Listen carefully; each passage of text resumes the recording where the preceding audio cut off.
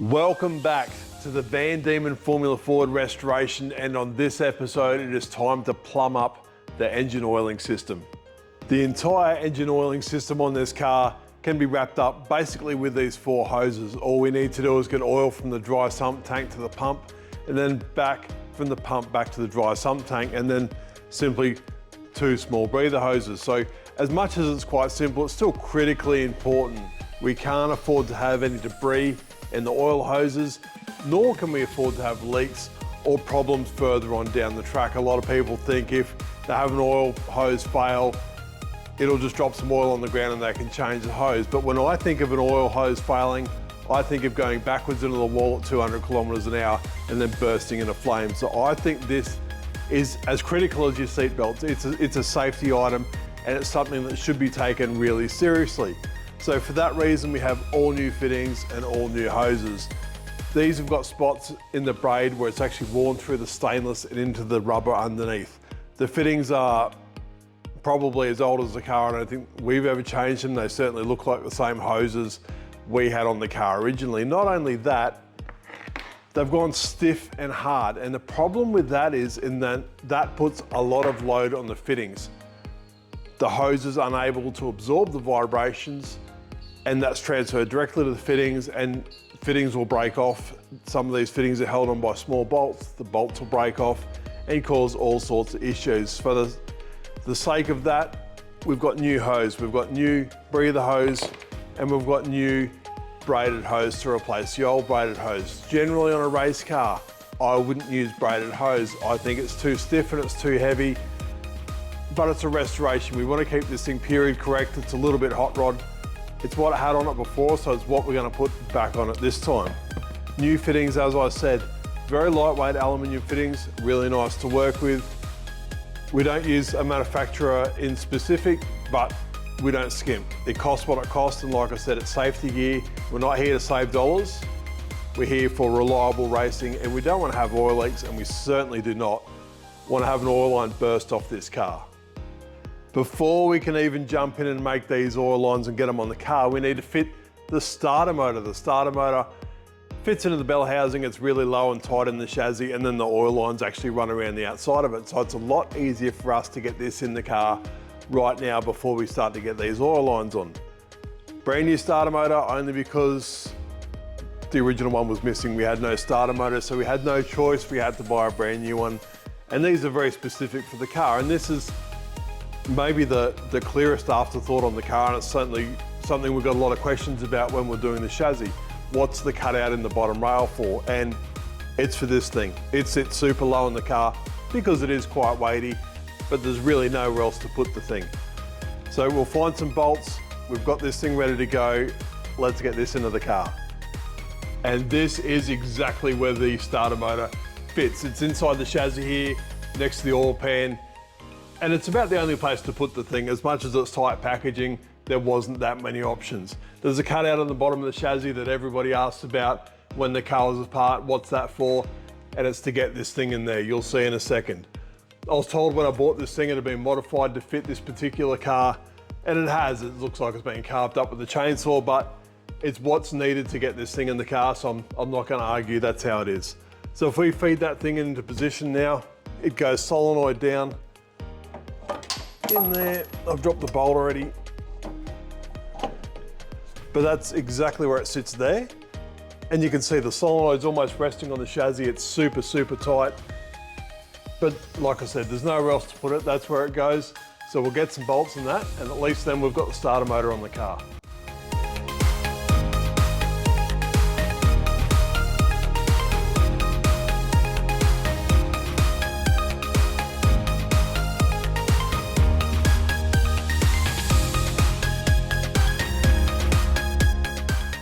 Now, let's get into some hoses, and we'll start with the easy ones first. We've got 2 straight ones that we're going to remake.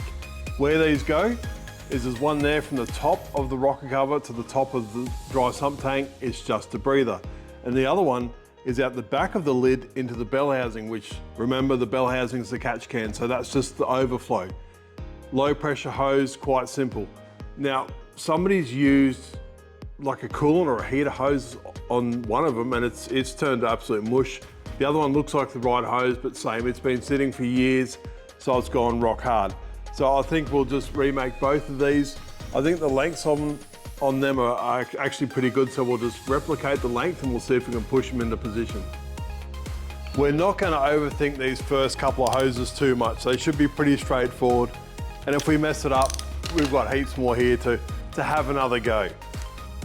All I'm going to do is replicate the same length. This is the same size, it's proper oil hose. So it should last better than those and certainly won't blister or come apart like some of the heater hoses do when you put oil inside them. So if I can just put that hose next to there, grab my cutters, line that up pretty close.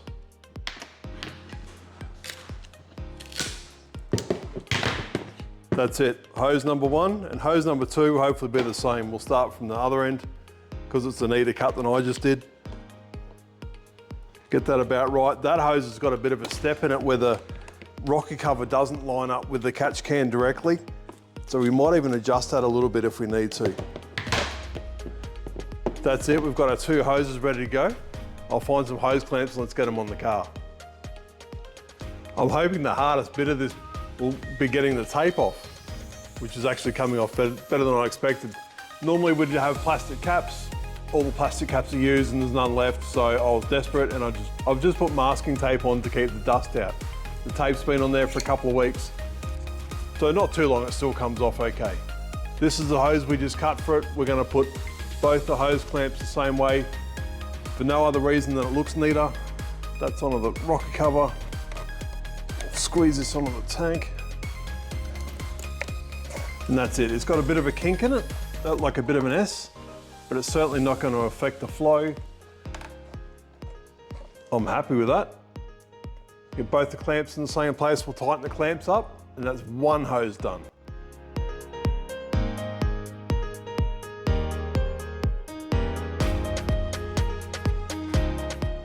So this hose up here is the engine breather. Breathes from the top of the engine into the top of the dry sump tank. This next hose is the overflow.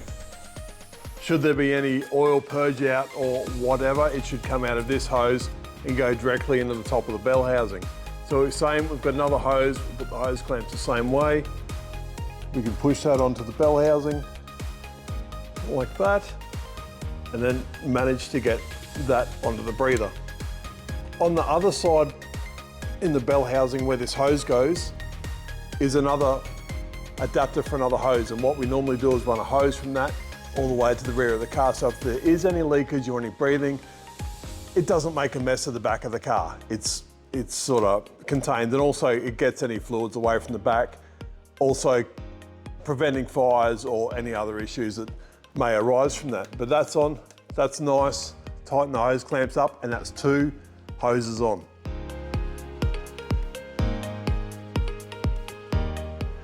So we've made it to the last two big oil lines, the big braided hoses. We've got two to go. One from the bottom of the dry sump tank into the oil pump, and the other one's from the scavenge side of the oil pump back into the dry sump tank. Pretty simple stuff. We've got the two hoses that came off the car, and we really don't need to overthink this either. We've got two perfectly good hoses that fitted perfectly well. If we can just replicate those hoses, they have to fit. The fittings I've bought are the exact same ones that come off the car. I've got 90 degree for the 90 degree. There's a 45 down here. I've got one of them. So all we should really need to do at this point is to cut this hose to the correct length, and then we can worry about putting the fittings on the end. To mark the hoses for cutting, all I'm going to use is masking tape. I've got a braided hose cutter because we do quite a few of these, but a lot of guys use an angle grinder or a drop saw. As long as you clean that hose out, you'll get the same result. So there's my masking tape. If I try to get this the same length as that nicely bent hose, sort of guess where it's at, I guess. And we want the hose to end up to the end of the main fitting because that's what it'll push into. So if I just get that about right and sort of see where it's got to be, get my masking tape right. And then all I have to do is cut in the center of the masking tape, and the masking tape should then stop the stainless braid from fraying too badly, and I'm able to push it into the fitting. Braided hose has been cut to length, so now if we sort of set these aside for each relevant one so we don't get carried away and start, well, I'll start mixing stuff up. So that's the fittings for those ones. That's the fittings for this one. So we should just be able to unscrew the end now. Grab the end of that. I'm going to leave the masking tape on. I always have. If I'm doing it wrong, please tell me. But it makes it that little bit easier to get in there. If you have too much masking tape on, it makes it really hard to get the end in, but that's done. That's pushed all the way up into the end. I'll put some lubrication on that, and I can just push that in and tighten that up, and that's done. So while we're going, we'll do the other end. Same deal, leave the masking tape on. There's not a whole heap of masking tape on there, but just enough to stop the stainless braid fraying out and making it really hard to get in there. If you can push it through in one go, it's easier. It's really hard if it stops to get it going. It is quite a neat fit in there. Ends are on that. Lube these up, we'll screw these in, and then, well, that's another hose done.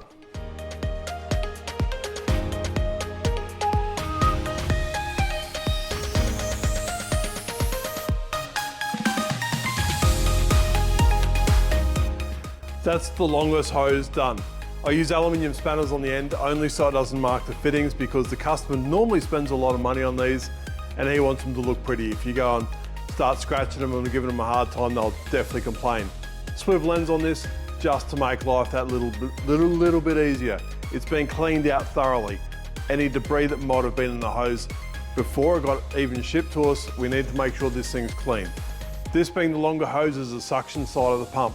And just to confirm that, the suction side is the outside. It's got a hose that runs from the bottom of the sump into the bottom of the suction side, and then it gets pumped back into the dry sump tank, and that's where this hose goes.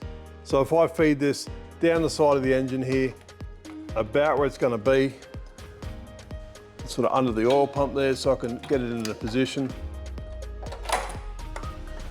without scratching anything, like that. And then this end goes onto that side of the dry sump tank. So really easy, I'll just wiggle this in a position, get it exactly where I want it to be, and then we can tighten these fittings up.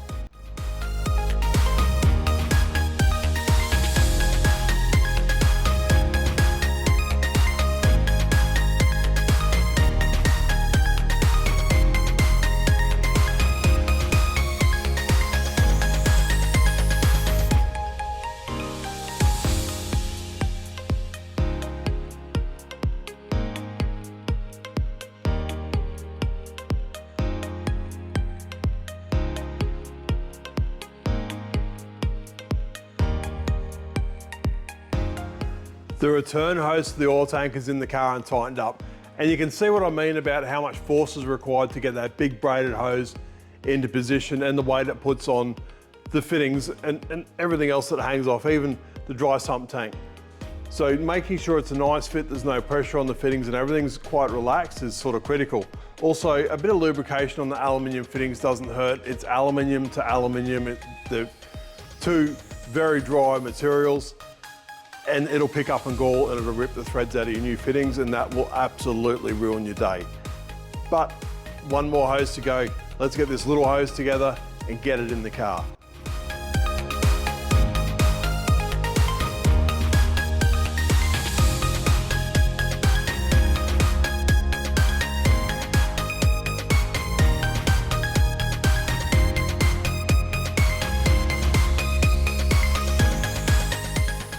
There's a slight comparison for you. Definitely worth the effort. The old hoses can go in the bin now, we don't need them anymore, and just about nothing off them is usable. I certainly wouldn't reuse the fittings, but the last hose is done and can now be fitted to the car.